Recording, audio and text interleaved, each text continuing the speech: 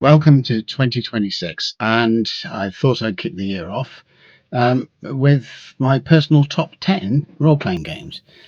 Note that this term personal. I neither want nor expect you, gentle viewers, to agree wholeheartedly with my assessments. Some of you may be more into what are termed these days as indie games, or be tied into the old school renaissance, or simply just don't have the same life experiences that I do, and that have led me to these games in the first place. Very few games are objectively better than each other, which is not an entire truth, but some games are objectively terrible, but these tend to die very soon after birth. And in any case, any game that has shown longevity and resilience in the face of the roller coaster that is the RPG industry has objectively proven its worth.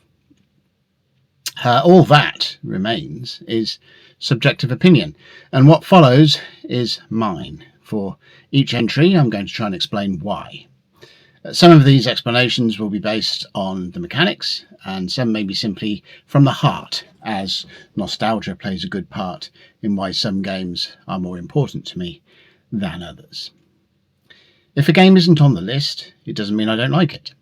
I've amassed over 100 RPGs over the years, you can see behind me, and have played an additional chunk of games that I have never owned on top of that. And I like most of them. There are actually very few games I dislike, and again, the reasons why are highly subjective. You won't see games I dislike on this channel, generally.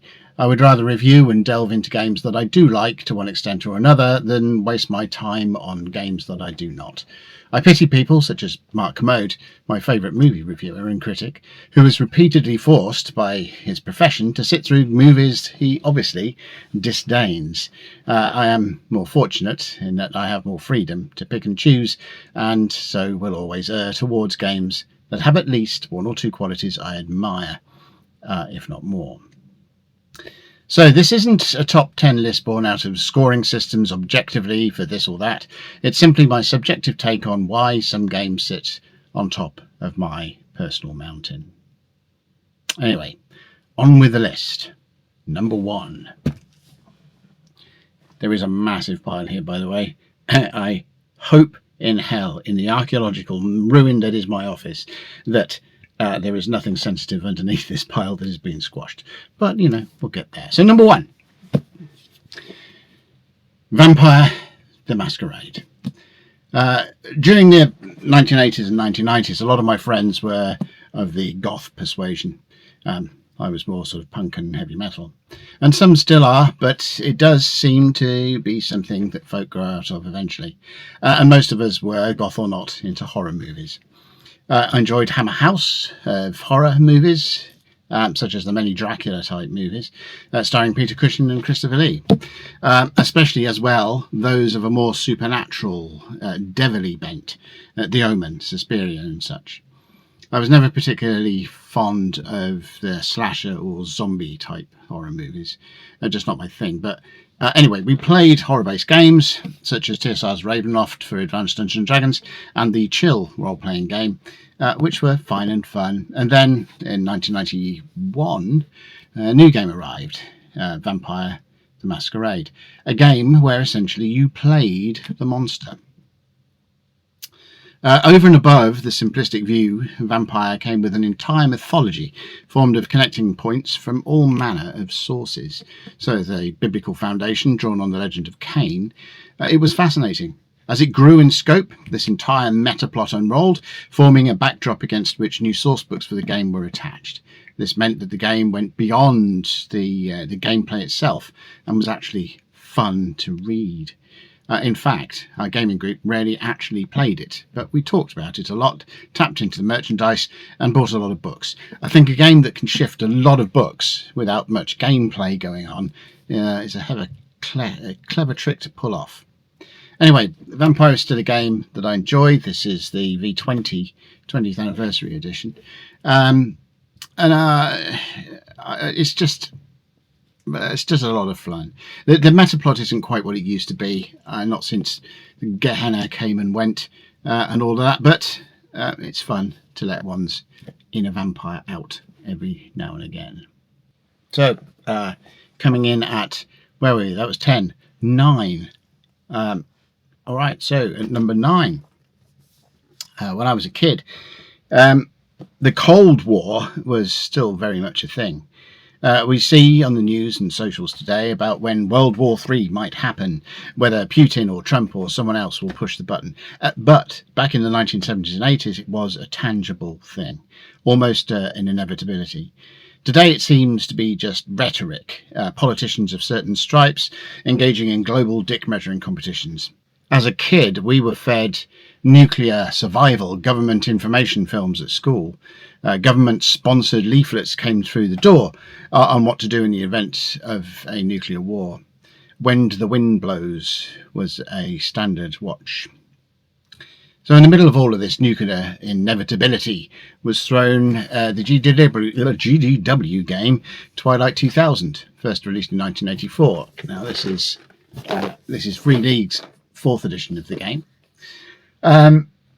So via other games, I was already tapped into the GDW game infrastructure, and a game that showed us what it might be like after all of this all-encompassing nuclear World War III that we were told was going to happen was enticing, to say the least.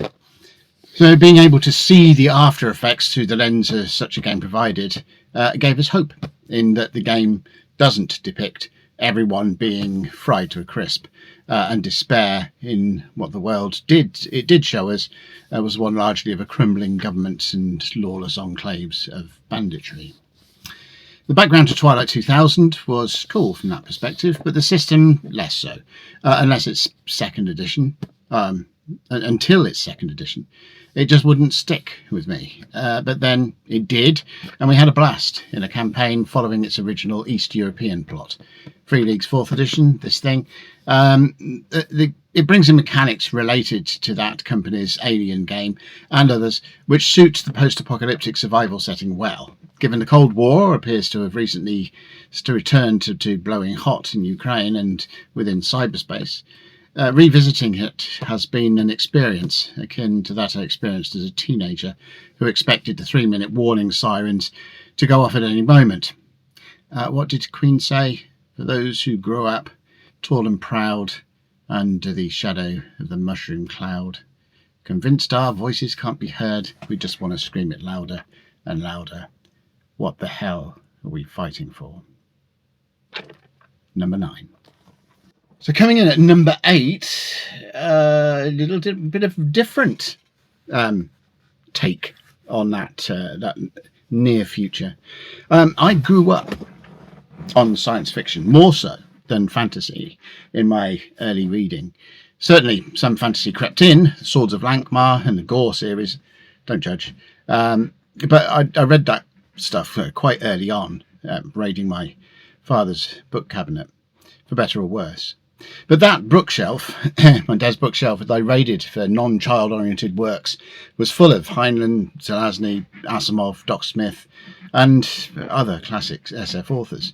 So having seen Star Wars at the age of 7 in a quadraphonic theatre in Leicester Square in London, I found the literary science fiction a different kettle of fish to the huge spaceships and dogfights on the screen.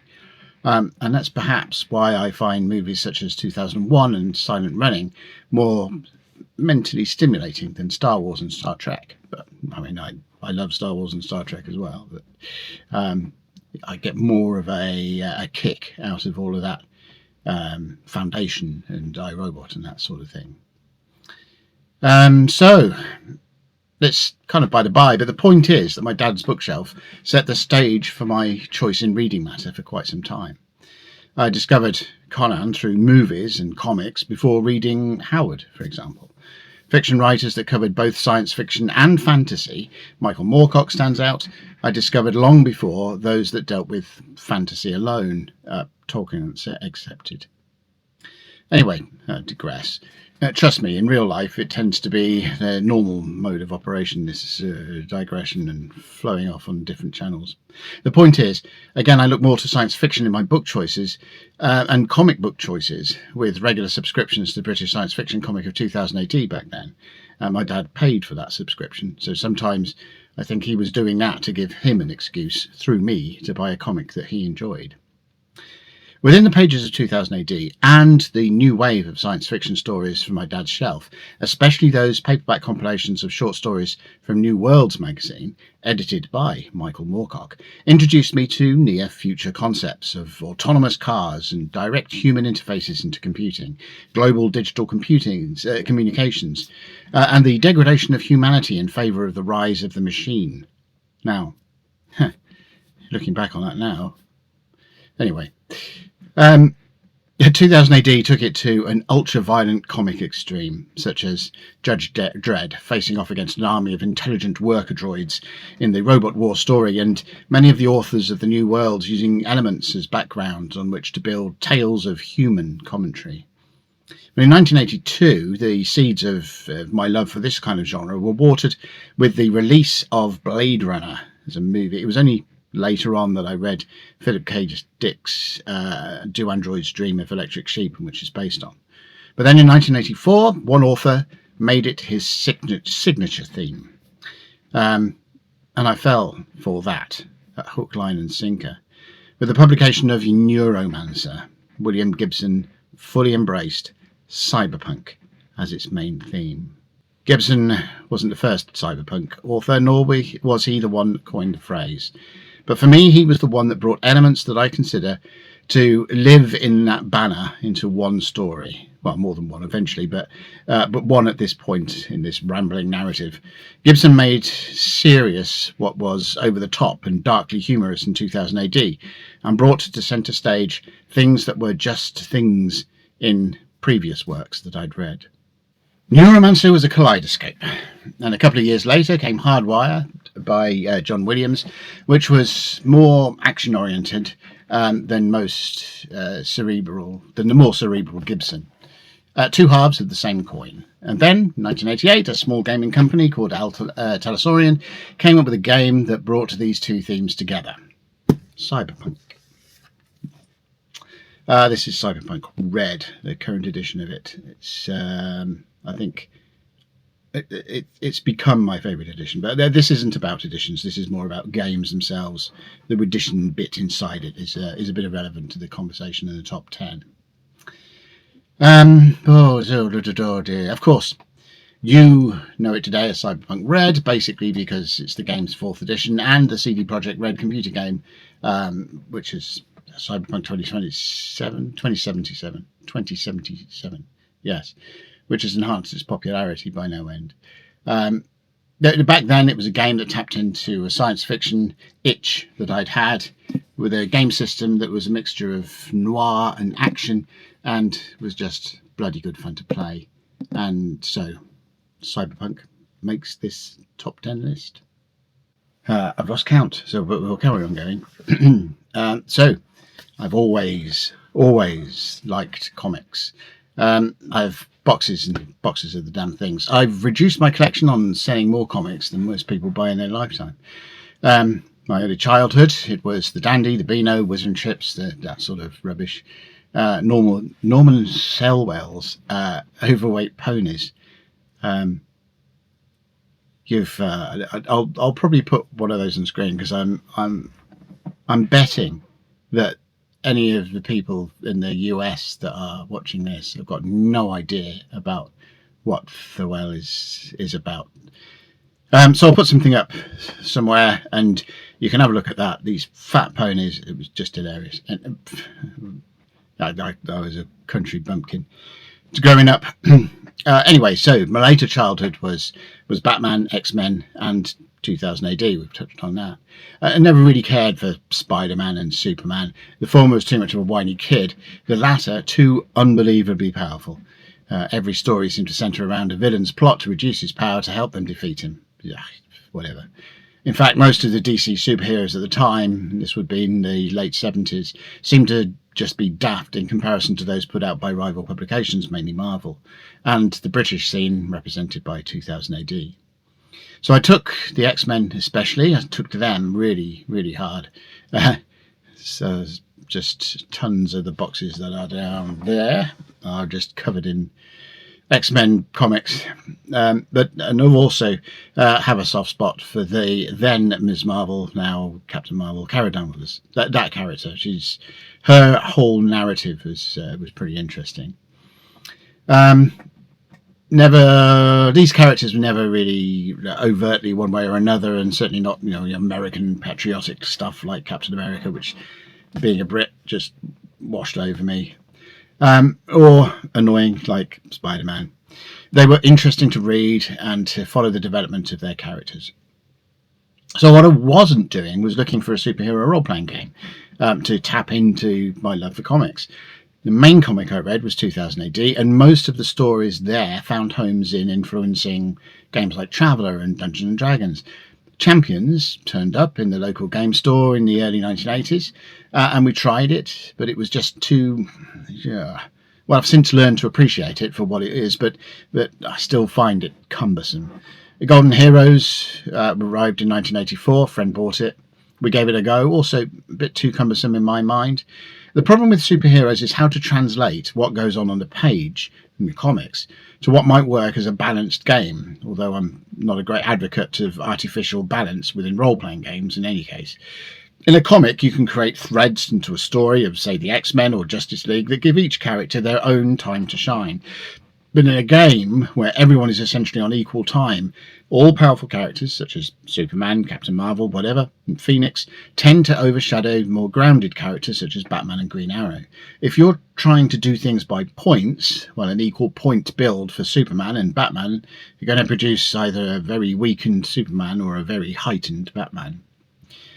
The TSR's Marvel superheroes instead went for a more modelled approach. So go for the capabilities of the hero rather than directly attempt to balance this balancing act. This, of course, placed the onus on the game master to figure out pertinent threads for the disparate characters in a group of heroes to face, using tools akin to those used by comic authors to tailor the situation to the mixture of characters that he's been given to work with. There are writers' tricks that can be played there too. Players can have more than one character, and adventurers where tighter balance is needed, or one hero's power set could be resolve things in a couple of seconds, and can have those characters somewhere else while a player plays their alternative. I much prefer this sort of thing than by balancing by points generations and so on. TSR's game mechanics in this were also not cumbersome. Simple chart to roll on to get a coloured result that was either interpreted by the game master into the narrative of the game. Easy, enabled a game to play at a pace that felt like a comic rather than one which felt like a slog through rules. This is the revised edition of the basic set of that particular game. Not only that, but Marvel Superheroes loaned itself to being a bloody good superhero skirmish set of rules. And this is how we played it most. Set out a map, pick the stats for the heroes involved, and have at it. In this way, it also exceeds, for me, the superhero-based miniature game systems out there as well. No overtly expensive miniatures, no juggling cards and tokens, no need to pick up miniatures and struggle to get the bloody click base to move properly. Just shove things down and get clobbering. My number 6 pick, there we go, is RuneQuest. So, this is another one of those games that I've enjoyed reading more than playing, although that's not to say that I've enjoyed playing it too. But the true beauty of RuneQuest lies in the sheer amount of love and energy that Greg Stafford poured into the game's primary setting, Glorantha. Even though he passed in 2018, RuneQuest's publisher, Chaosium, appear to have enough base material left to them by Greg Stafford, supplemented by several other authors that have contributed to Glorantha across RuneQuest's history, to keep the product line going. It's just incredible. I mean, the current iteration of RuneQuest, this is its 3rd edition, by the way. But the current edition of RuneQuest is, in my opinion, the best that it has ever been when it comes to integration with the setting itself. And the Cults books, especially, illustrate how deep Greg's thinking on his world was. In the early days, Glorantha and subsequently RuneQuest could be seen as a sort of quirky second cousin to Dungeons and Dragons. It had all of the fantasy staples and this weird world that was a cube bobbing around in a sphere half filled with cosmic seawater. It had barbarians, it had pseudo-Romans, it had a bunch of Bronze Age trappings, rather than the traditional medieval fare of common fantasy, and it had ducks, anthropomorphic ducks. Stafford made the map to represent the entirety of the setting, rather than that which it looked like on the page, cut off at the square edges and things. Part of a larger whole to cut off at the edges of the paper. Glorantha's surface map was depicted as square, not just because of paper limitations, but because it was square. So, RuneQuest was weird. I played it a little, mostly in its Games Workshop licensed 2nd edition form, and my cousin went down the more RuneQuest path at the time, while I was heading more down the Dungeons and Dragons road for our fantasy fair. When 3rd edition came out, there I picked it up a bit more, both in its Chaosium and Avalon Hill boxed version, which is this, and the Games Workshop licensed edition 2. They went from 2nd to 3rd. At this point, I was reading about Glorantha, but playing using Avalon Hill's fantasy Earth setting, possibly a missed opportunity. But regardless, the books that came out for Glorantha at the time, some of which reiterations of previous works, gave me a better appreciation for the world itself. Works such as The River of Cradles and Borderlands are brilliant. So it was at 3rd edition, that experimental partnership between Chaosium and Avalon Hill that ultimately caused a touch of chaos in and of itself, that introduced me properly to Glorantha and Greg Stafford's mind. It wasn't all about ducks, and once you buy into the cosmology, the whole cube in a sphere thing makes sense. It helps that I have an absolute fondness for the basic role-playing system, which may come out as we progress through this list. RuneQuest is a great example of that system in practice, tailored to the specific ideas on cultures of magic and faith of Glorantha. RuneQuest is one of the greatest games ever written, and Glorantha is one of the greatest fantasy worlds ever conceived, and that is why this is on the list. So from RuneQuest, at number, what did we say? 6, 10, 9, 8, 7, 6. Coming at the number 5 then. To understand my next entry, you need to understand that I am a born tinkerer.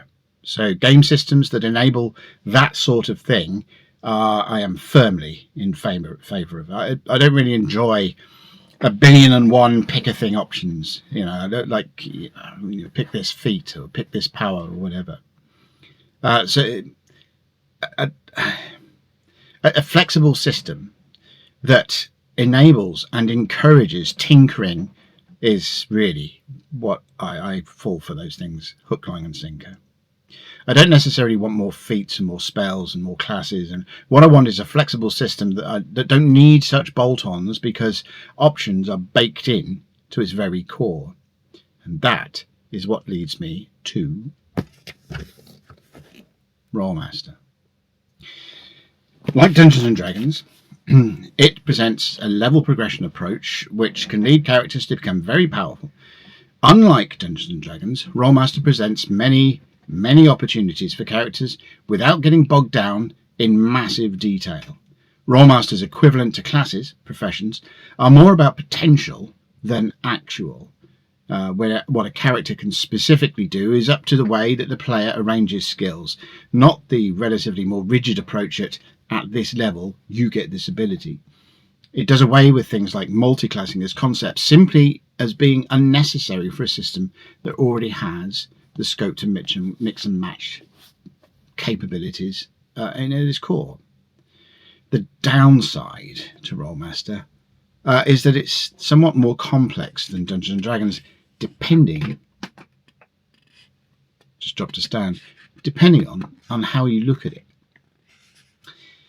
In some ways, it's actually less complex, but there's also a lot of perceived complexity in the sheer number of tables that the game presents. There's also the fact that the system is open in its character development, and through that, mistakes can be made. The system does not particularly lead you by the hand. At least in Dungeons and Dragons, you can predict pretty well what a 5th level fighter is capable of, and in Rolemaster, not so much.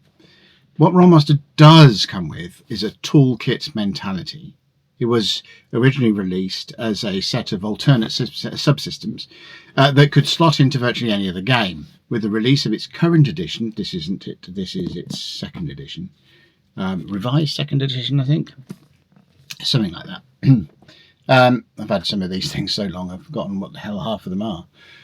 Yes, so with the release of its current edition, Rolemaster Unified, there we go, it better resembles a game in and of itself, a unified, collected game, rather than a bunch of stapled together subsystems.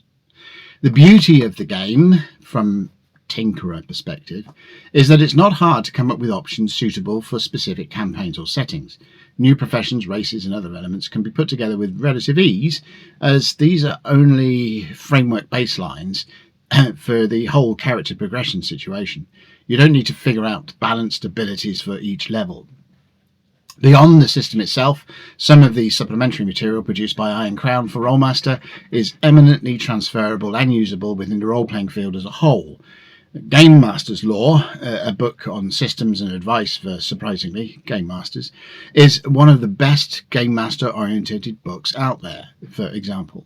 And the religion designing process described in the Channeling Companion is also highly useful for world builders. Rolemaster is a great game that's too often overlooked or dismissed, often by people scared of charts. It also has the best critical hit system in role-playing.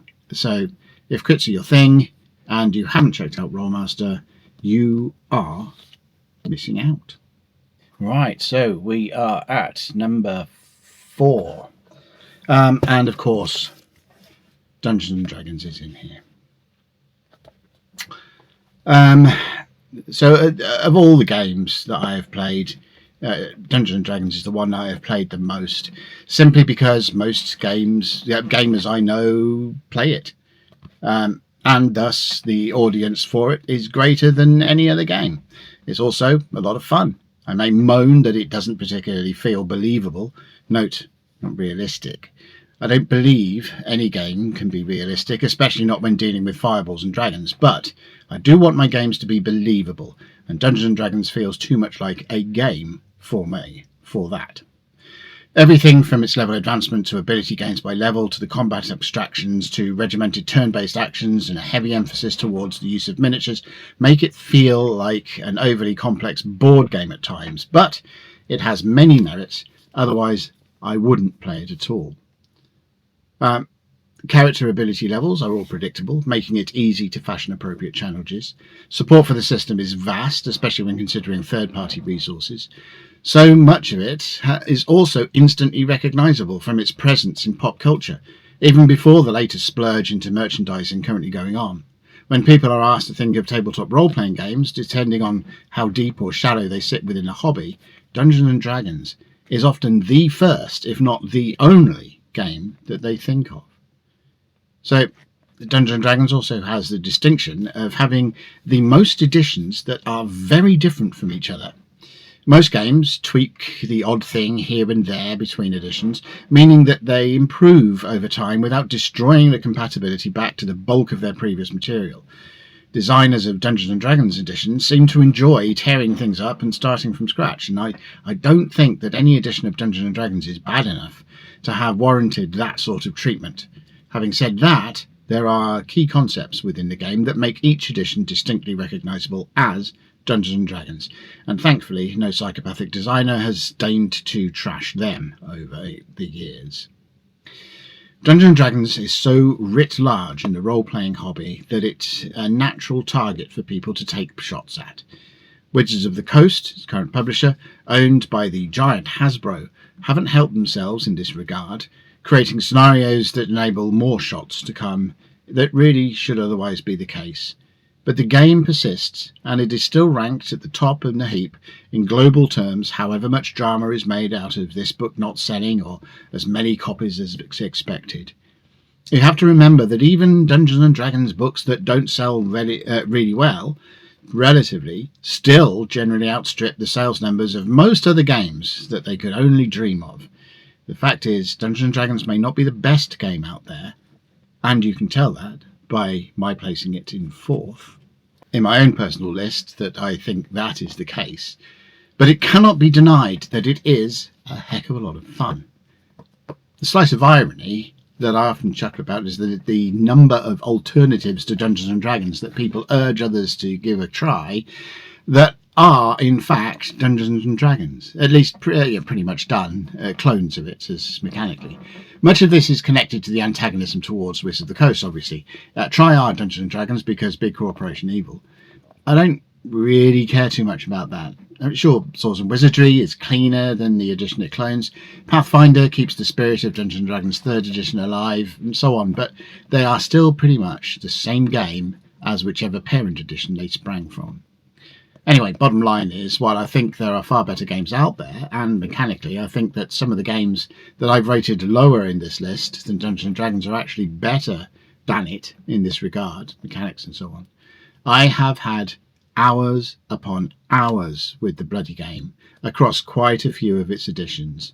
All of them, in one way or another, in fact. Good memories, good gaming moments, some hugely fun adventures and campaigns, and a massive return in pleasure from the embarrassingly massive expenditure over my approaching 50 years with it. So, still a couple of years to go. But it was the second role-playing game that I learned to play, and has been highly influential on the way that I view fantasy, either through the lens of Dungeons & Dragons or beyond and in spite of it. It may not be the greatest game, despite taglines, but it is still a great game.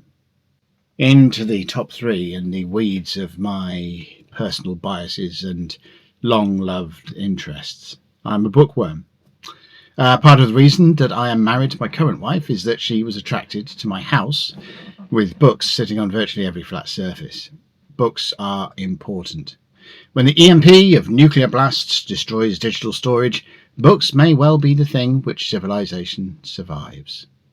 We still have scrolls and such, complete or otherwise, from centuries ago that have survived many wars and national falls. And here we are now in 2026, still having knowledge of individuals such as Herodotus, Hesiod, Aristotle, Homer, and many more. Why? Books.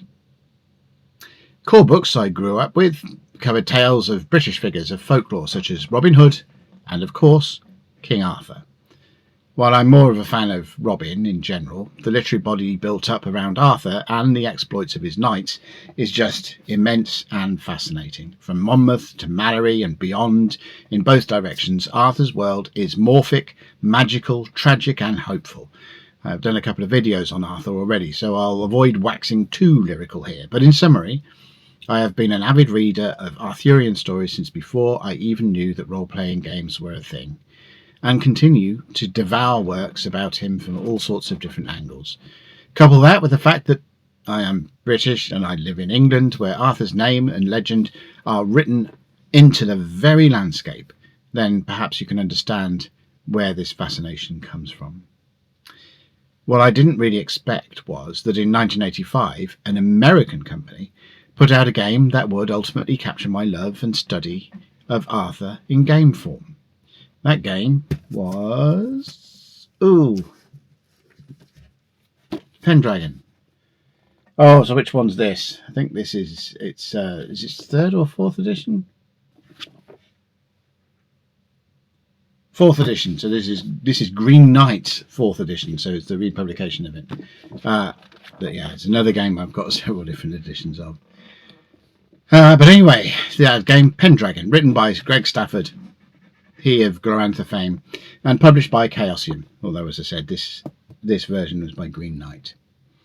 However, its initial release passed me by. I was 15, our group didn't need another game at the time, and TSR's Deities and Demigods had already given me the general attitude that Americans just did not get, and perhaps could not get, Arthur. They had some movie-esque view of him, and I'd sat through the glossy golden age of Hollywood productions such as The Knights of the Round Table, abominations such as Disney's Sword in the Stone, and the truly dire spaceman in King Arthur's court, also known as unidentified flying oddballs, and similar travesties.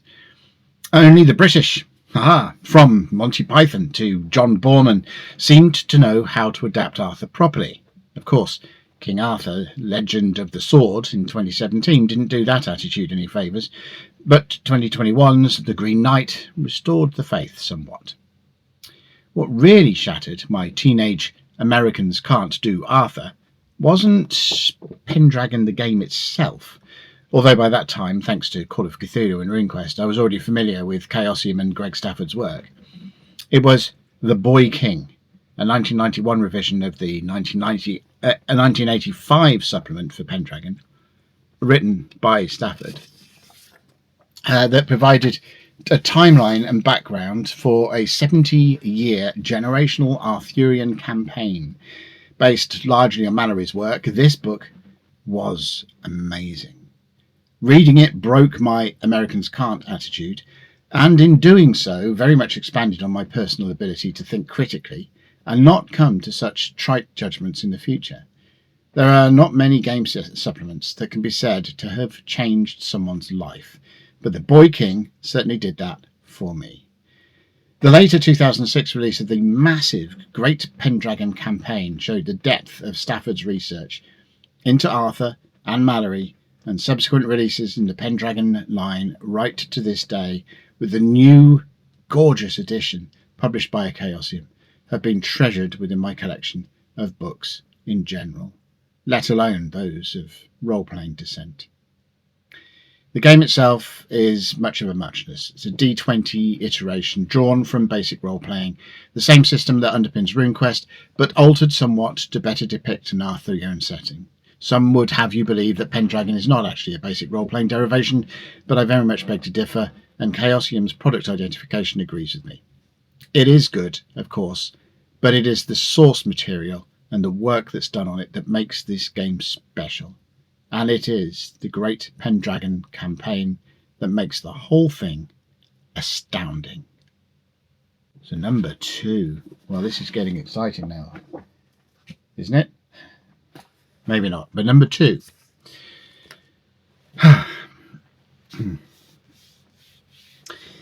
So second in my top 10 games, and the third Chaosium game in here, built on the basic role-playing game system, is Call of Cthulhu. This is the 2011 anniversary edition. But again, you know, any game that I have multiple editions sat on the bookshelves behind me and elsewhere, it calculates to be in my favourite versions of it. But however, so Call of Cthulhu, several different editions of this thing. This is just quite a nice leatherette sort of approach to it. But anyway, I think it's the basis for the 6th edition of the game ultimately. But Call of Cthulhu, it introduced me to Lovecraft and all of that it entails. Has given and continues to give me immense fun since its introduction in the early 1980s. It was the first of Chaosium's game that I was introduced to, way ahead of RuneQuest or anything like that. It remains my favourite one of their games, proving the flexibility of the basic role-playing system is not just its depiction of Lovecraftian and general horror, but also its ability to handle different eras and worlds. Consider the difference between the real world and the dreamlands of Lovecraft's cosmology. And not only that, but you know, the difference between the 1920s default setting and the Roman Invictus setting and the Dark Ages and Gaslight, and it can just do anything that you want to throw at it. It adds huge flexibility, again without the need for endless plugins tied to special powers at specific levels, but using a flexible skill system that can cover it all. Call of Cthulhu also offers a more hands-on experience, which some game masters introduce into other games, but it stands out as a default here. By this I mean things like handouts for clues, half-burned letters, scrolls marked with blood, and all sorts of other props and handouts in the norm. It was almost as much fun making them as watching players try to figure out how they all fit together. By the end of any good Cthulhu campaign, players should be left with a veritable scrapbook of notes, handouts, and so on that can serve as a memento of their experience. There are all sorts of atmospheric tricks that we've used over time too. Playing after hours in a table set up in the middle of a hall by candlelight, it makes you very aware of the shadows and spaces surrounding your little pool of light as you investigate the horrific. Music and sound effects can enhance a Cthulhu game more than any other. A good game of Cthulhu sits at a spooky crossing between game and theatre. All of this is helped by the basic role-playing system not getting in the way. This is important. It's one of the reasons that Dungeons & Dragons is not my favourite system. It breaks down into feeling like you're playing a game too easily. Social interactions, die roll, combat, lots of dice. Move your miniature 3 inches, roll this check. It's too much for immersion. With Cthulhu, sure, there's some dice rolling, but it's minimalised. And the reasons for rolling feel natural in the simulation of actions that it feels not board game like in its play. Cthulhu is not limited to Lovecraft, although obviously Lovecraft and his works are central to the source material it's based on. Classic horror works equally well. In fact, any kind of horror game that you might imagine can be underwritten by Call of Cthulhu. It can work for short one-shots as well as extended campaigns, making it ideal to pull out for, say, a Halloween night's entertainment. Just a fantastic game that has, quite rightly, stayed in publication from its introduction in 1981 to the current day. Now the number one. If anyone's been hanging around this channel for any length of time, you'll already know what the number one is. So without any ado,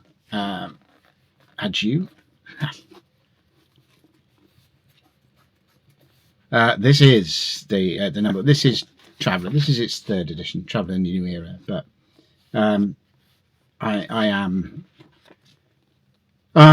pretty much a fan of virtually all of the editions that have been kicked out for Traveller.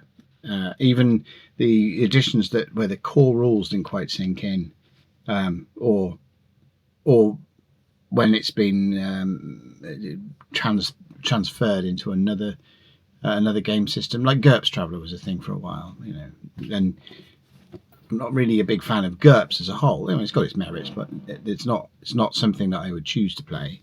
But the GURPS Traveller books, they were fantastic as well. So Traveller, it's my number one. Let's get through it. It was the first role-playing game that I ever bought. Not this one, Classic Traveller, was the first role-playing game I ever bought.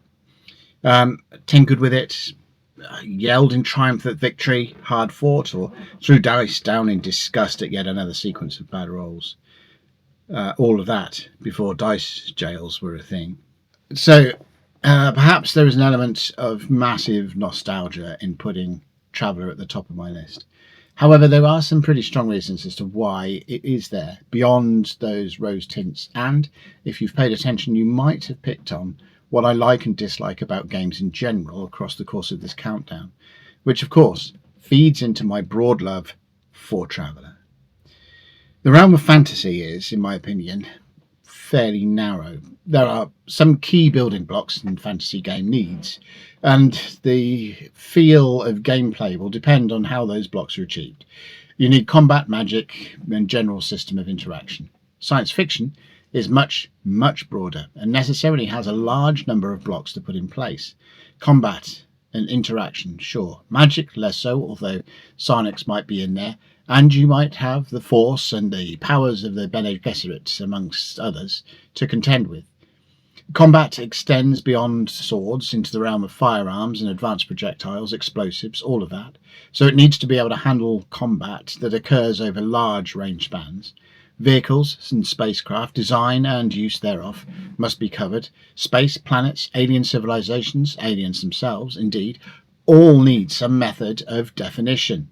Creatures from different planets too, science and tech, just everything plus the kitchen sink to cover the vast span of science fiction from near future cyberpunk to far future space opera.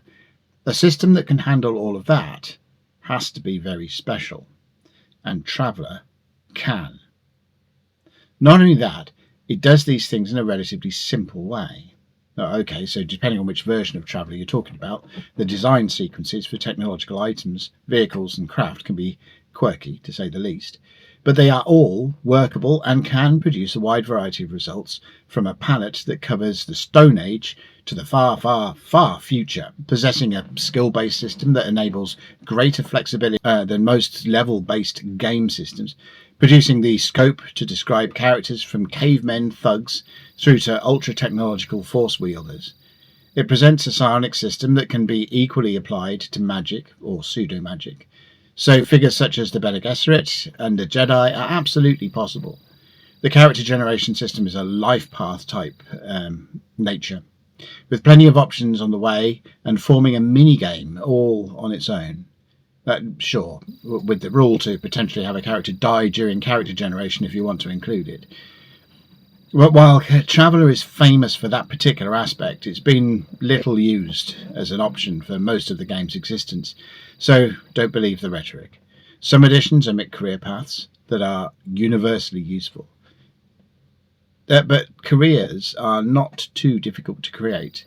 Harder than Call of Cthulhu, easier than Dungeons and Dragons.